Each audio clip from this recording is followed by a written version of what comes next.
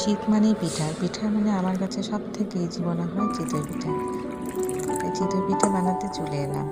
এরাও দেখি বেশ পছন্দ করে।